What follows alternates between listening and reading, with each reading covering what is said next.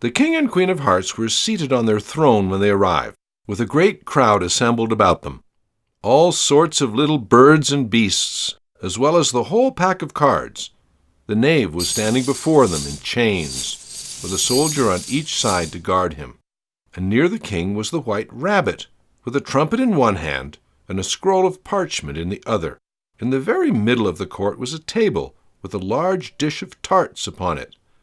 They looked so good that it made Alice quite hungry to look at them.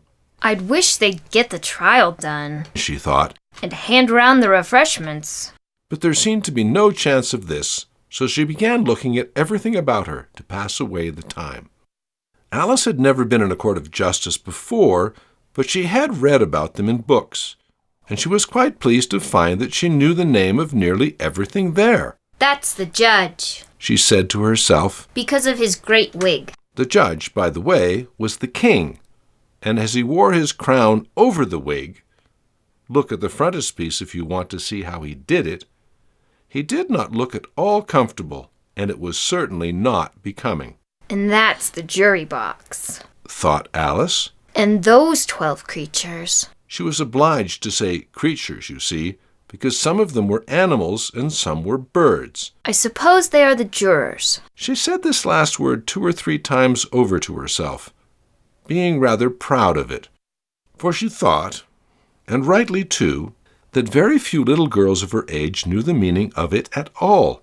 However, jurymen would have done just as well. The 12 jurors were all writing very busily on slates.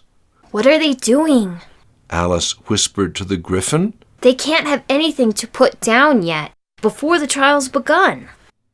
They're putting down their names, the Gryphon whispered in reply, for fear they should forget them before the end of the trial.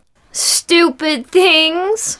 Alice began in a loud, indignant voice, but she stopped hastily, for the white rabbit cried out, "Silence in the court!" And the king put on his spectacles and looked anxiously round to make out who was talking.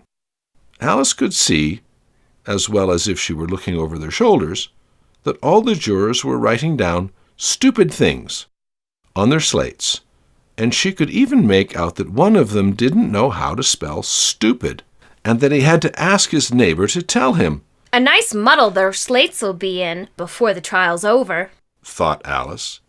One of the jurors had a pencil that squeaked. This, of course, Alice could not stand, and she went round the court and got behind him, and very soon found an opportunity of taking it away.